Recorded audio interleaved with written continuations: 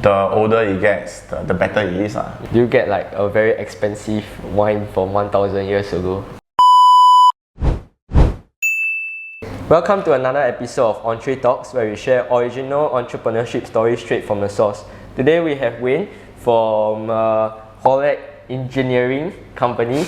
Yes, they major in making ducts for ships, like air conditioning and air ventilation for shopping malls, hawker center, and everywhere that needs ventilation. So they are very, very important people with 30 years of history. So thank you so much for today. What did you do before you were here as a second gen for this company? Right, so I joined the business right after I graduate. So I majored in business administration back in NTU. The reason of joining this family business is because I thought that, it may sound cliche, but bottom of my heart, because the company provided for us when we were younger and all the way till now, and I'm a young adult. So that's why I just thought that after I graduate and I come back to the company to help in any way possible, and also to bring in a fresh perspective and new ideas to see how we can make things better. Before this, right, have you ever thought of doing anything else other than being here? Right. So of course, along the way, I did a few internships. With in the hospitality industry, customer service. I was also involved in this risk management sector. Right. But ultimately, as a full-time job, I just thought that it's time for me to come back to the company to further grow and to see how I can further add value to this company. What do you think that you will do to change this company in terms of how it was previously run and how it's running now? So of course, we say that change is the only constant, right? So what I can do is I bring fresh perspective, and one of the first few initiatives that I undertook is more of the 5S. So 5S is the Japanese methodology in the manufacturing sector, whereby they keep their manufacturing processes in an organized way, and whereby we can also reduce wastage. So initially, when I first joined, when I implemented this, of course, I do have a lot of resistance, especially from the very senior guys who have been us for a very long while. Of course, slowly then explain to them the reason for doing that, and how can it benefit them, and how much advantages this methodology can bring to them and to the company as a whole. Took them some time, and day in, day out, we also have regular discussions, and finally they accepted this idea, and now they're actually using this 5S methodology.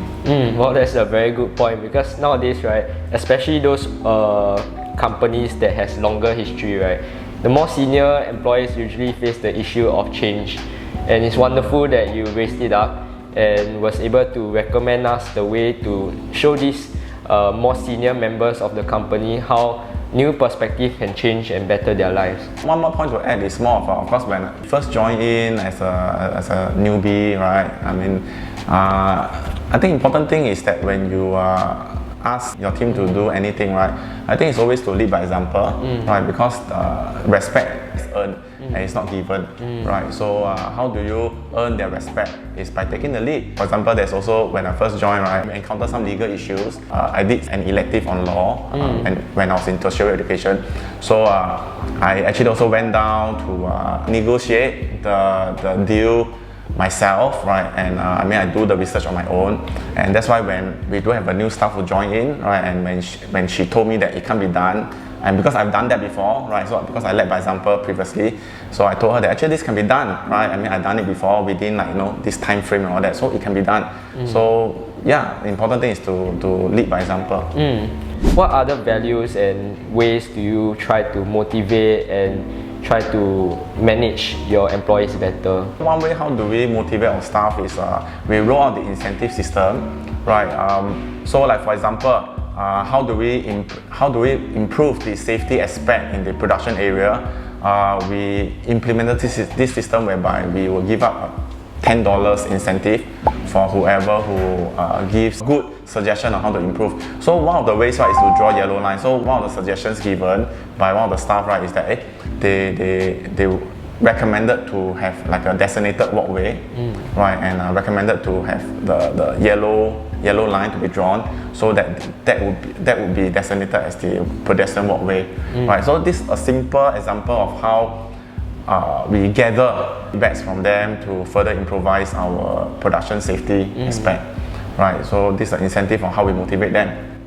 Another aspect for our sales team is more of we roll out this system of gathering feedback from our customers to see how is their service standard. We get the external party, like our customers, to fill in the feedback form, right? So for those who, for example, like receive 5 forms of excellent rating, then they will get like a free meal, a free voucher from the management as a form of recognition for their effort in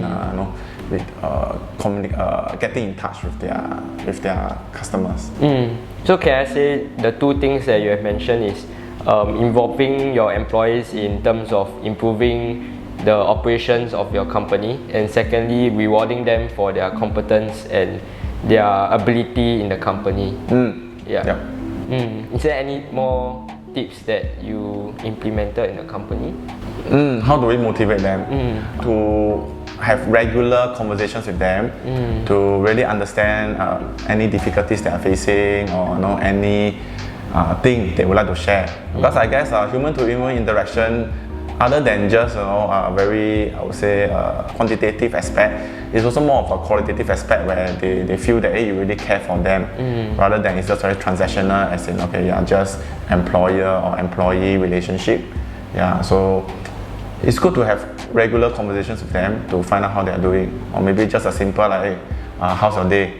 I think that would be important. I would say like for a company, that staff management, relationship management. Okay, that is a great point. So it's not just about transaction, but more of affection and emotions as well with your employees. Make sure they are not just your robot. Before all this happens, right, how do you actually pick the right employees for your company? I would say in general, we don't have very stringent requirement. For a certain role, we do have the job description, and I would say important thing is as long as they are willing to learn, we are willing to take them in. A very important thing is that even though they have very high qualification, but if they are not willing to learn, then it will be very difficult for them to work together as a team. How do you usually, in a daily basis, right, go about your day? So I start my day by coming to office, right, to first go through to clear my WhatsApp chats, because now in the internet age, most of the time we will have group chats with our different customers.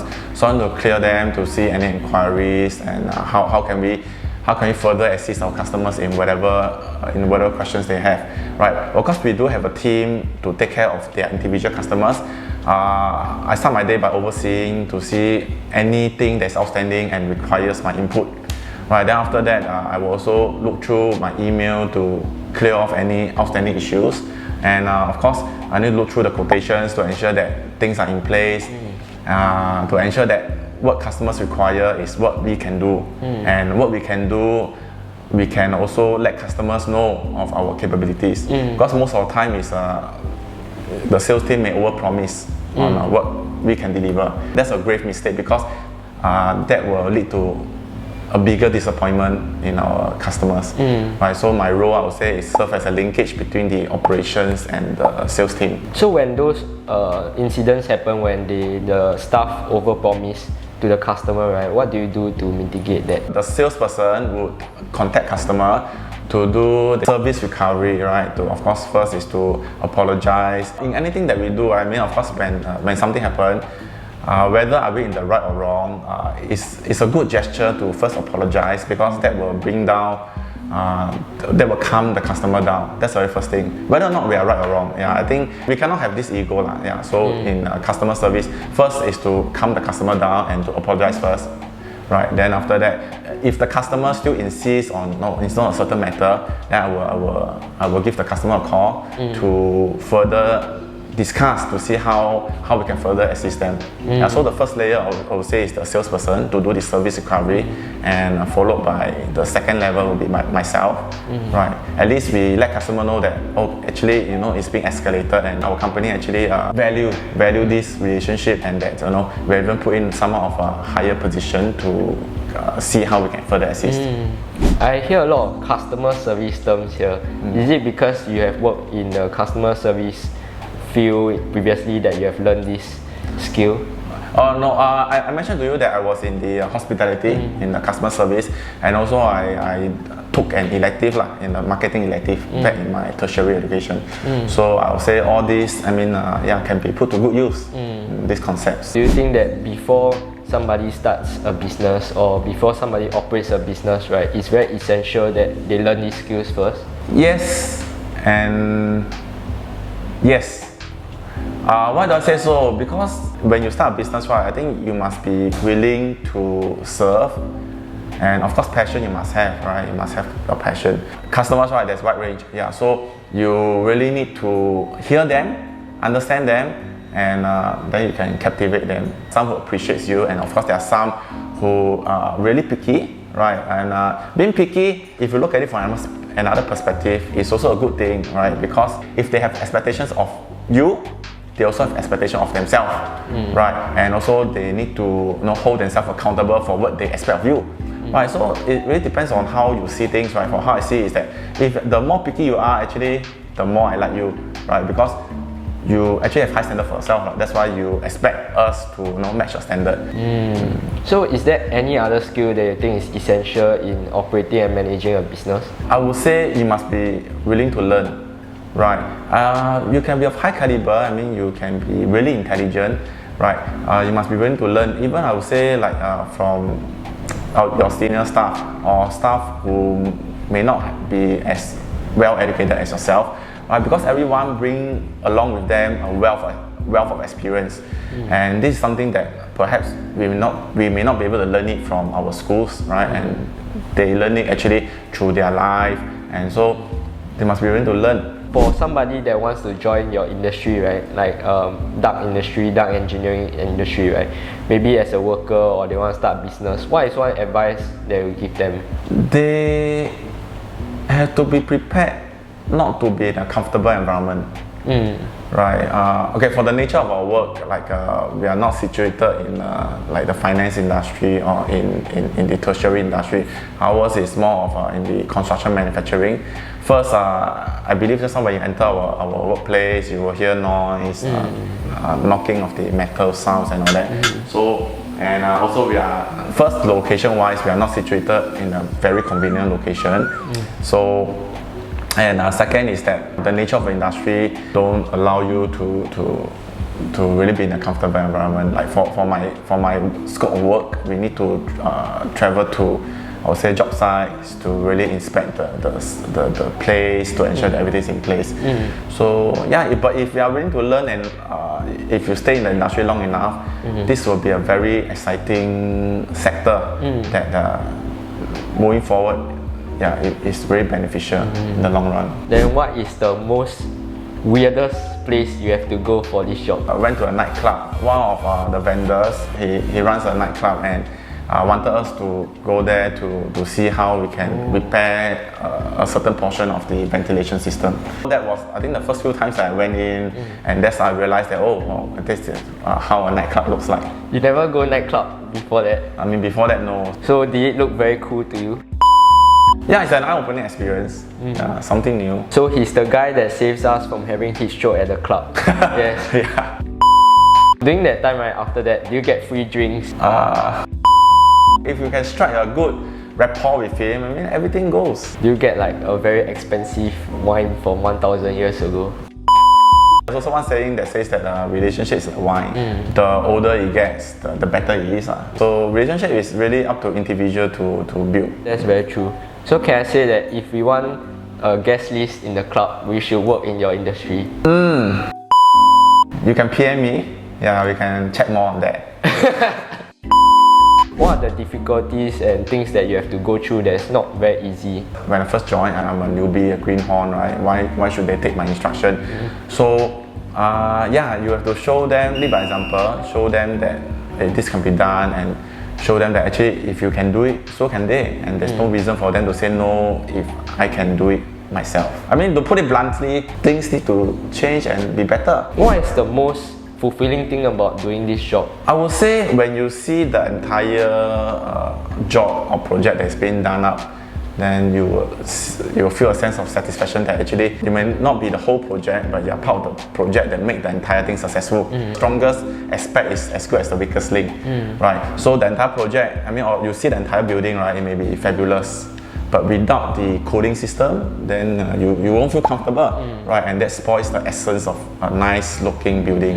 Yeah, so if you ask me, the greatest satisfaction is to see that your products get, or products and services get implemented in the bigger building and for the completion of the entire project. What's the biggest building you have ever done? I would say there are a few notable ones like hawker centers.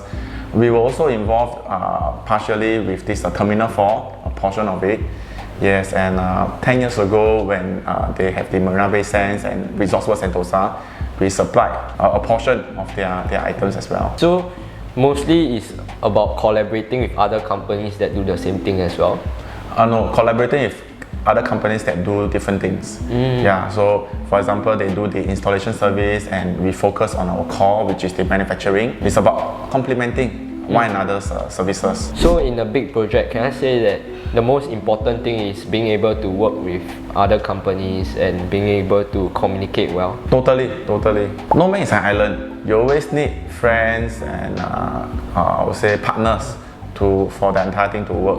Whenever Singaporean companies they go overseas for overseas venture, they will always go as a conglomerate, right, whereby they have the builders, the designers, the consultant, the manufacturer, all they go as like a team. Right, so when they go there, they form their own ecosystem, and when they start on anything, right, they know that they can count on each other. So when you're overseas, right, you're alone, right, and of course it takes time to build rapport with the local partners, and before you can do that, yeah, you can have your own ecosystem whereby you already form that in Singapore here. So when you go overseas, right, yeah, you can kickstart the thing with managed risk. So for these connections, right, how do you get these ample connections to work around this field of industry?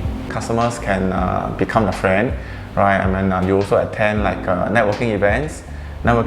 So I think important thing in networking events also is to be sincere in knowing a person. So for myself, I just be who I am, introduce myself and what I do, and after the event, I will follow up with a text to see how's the person doing and is he or she available for like a catch up.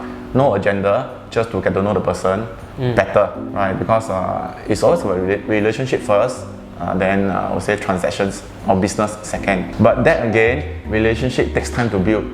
Yeah, so of course some people may feel that they don't want to waste time in building relationship, but some things can't be rushed. It's just like you cook an egg. You need 7 minutes to cook an egg. You cannot say that you cook 7 eggs in 1 minute, you get 1 full egg. You can't. So you really need time to build. That's a great advice, because most of us would focus more on the business rather than the relationship. What is your favorite food here? Because there's not much food here, right? It's an industry area. Do you order out from other side of Singapore, or do you eat something here? I'm here to debunk the myth that there's no nice food in industrial areas. Actually, I tell you, the food here is affordable and it's nice. Right, like just in this area, there is like a nice duck rice, which we can try later, and yong tau hu is not too bad. Yeah, and there is one zi cha nearby. That's not too bad as well. Yeah, and it's affordable. Can you give us a rough range of how much it costs? $3.50 to $5. Wow, $3.50 to $5. Ice cream flavor. About this, right? Does it make a difference that you work in engineering, that you would choose maybe a weirder ice cream flavor? Wow, why would you think so? Maybe a metallic one? No. Personally, my taste will be just like the same as anyone else in any other industry. So it's a false fact, guys. Take note, everyone eats the same ice cream. So as the second gen of this company, right, I believe that you would embark in some of these networking events yourself also as a personal entity. Would you mind sharing with us what are some federations that you are currently involved in? I'm currently involved in Singapore Chinese Chamber of Commerce and Industry, right? So I'm the one of the EXCO member in the youth wing, which they call it the YBSC, right? I'm also involved in the Bosses Network Young Chapter. I'm in the committee as well. So for that, I'm involved in the learning committee where I organize learning events. I'm also involved in the Singapore Contractors Association Limited scale, which represents contractors in our industry. So for that, we serve as a linkage between the government agencies and the businesses to gather feedback and feedback to the ministries so that they can take in our feedback and formulate relevant policies. I'm also involved in the Singapore Business Federation, the youth wing, which we call it the YBLN, the Young Business Leader Network. So other than that, right, all these networking events, how does it benefit the company? I think one very pertinent point is that it provides exposure for a company. Maybe I want to debunk a myth is you don't have high hopes of getting like what we call that, like a quick business opportunities for all these networking events. It's more of getting the exposure. I would say for personal growth, you're able to speak with different entrepreneurs and also gain from their experience. This is what I think you can look out for if you attend networking events. Okay, so for some new youths, right, that want to go into entrepreneurship and would go into these networking events, right, some might feel that it's very nerve-wracking.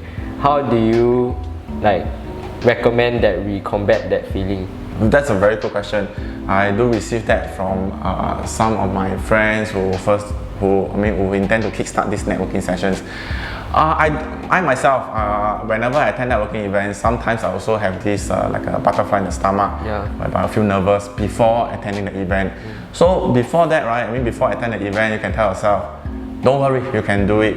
Take a deep breath, calm yourself down, and you walk into the venue. And I would say in any networking event, so far for what I've attended, most of them, they are all friendly people, right? When attend networking events for them, when they attend, most of the time they won't reject you. So as long as you're open and you take the initiative to introduce yourself, extend your hand, initiate a handshake, most of the time they will reciprocate and you can start the conversation, right? Don't need to worry that they'll reject you because so far, touch wood, no one has rejected me when I tried to reach out to them in a networking event. I guess it's true because no one will actually do this. So imagine I'm asking, hi, can I talk to you? The guy says no. I don't think it's a nice scene. So don't need to worry, guys. Most of the time, as the expert says, we won't be rejected. But it won't still stop us from doing this. So remember, just tell yourself it's okay, you can do this. The next question. So I guess this is a big company, right? So it needs a lot of funds, a lot of money to operate. For companies like new companies that try to start up or maybe they struggle with funds, I think you're the expert in the fund topic. So how is it that you go about funding this business? Right. Of course, in any business, you need funds to keep your business running. There are a few ways. Of course, when we first started out, there is this finance tool that you can leverage on, which is called the factoring.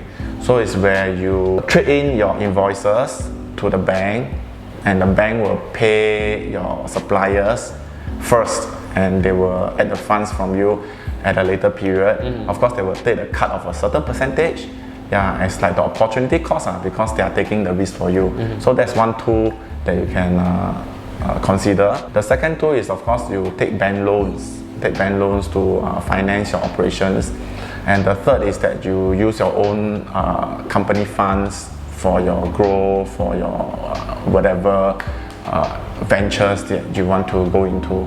So I would say, broadly speaking, these are the three tools that you can utilize for your new startup or your business. Of course, another method is to gather funds in the capital market. They call it the venture capitalist, where you invite potential investors and you pitch to them about your ideas and see are they receptive.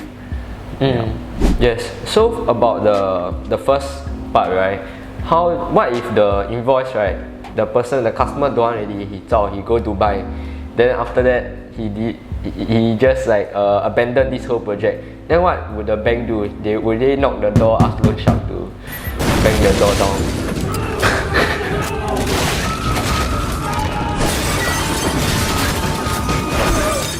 Okay, so that's why the bank, before they accept your whatever invoices, they will do their own due diligence, or rather, from the bank's term, they call it the KYC, know your customer, KYC, right? So precisely, the bank undertakes the risk to pay out the customer first, and that's why they take a cut of whatever amount they're going to pay you, right? Of course, it's up to the bank to take whatever legal actions that they deem necessary, because the risk is being passed over to them, and that's why they take a cut. I guess when the customer run away, all we gotta do is say please to the bank, then the money is paid already. Yes. So just know KYC, I'm a good guy. Just do that, yes. To end off, right, what is one quote that you will give to aspiring entrepreneurs alike? Right, so I would say the quote I will share is that opportunities is reserved for the prepared. I think the Chinese has able to capture this essence, whereby they call it the 机会是留给有准备的人. Anything that we do, if you fail to plan, then you plan to fail. So that's why I mean from these few sayings, right, we can realize that preparation is really important. Right? If you go into something without preparing, then you will just be paving the way for failure. So remember to be prepared, guys. Be prepared, be safe. To end off, right, do you have an IG or TikTok account where you want us to shout out? Yeah, sure. So this is their contact info right here. Yes, you can DM him if you want to talk to him personally, you want to be his friend. Don't worry, he won't sell you things immediately. He will build his relationship first, then sell second. Then next thing is the company Instagram and all their socials. And finally, it's our time to shine. Please follow our Instagram, TikTok, YouTube and LinkedIn. Yes. So thanks guys. See you on the next episode. Bye bye.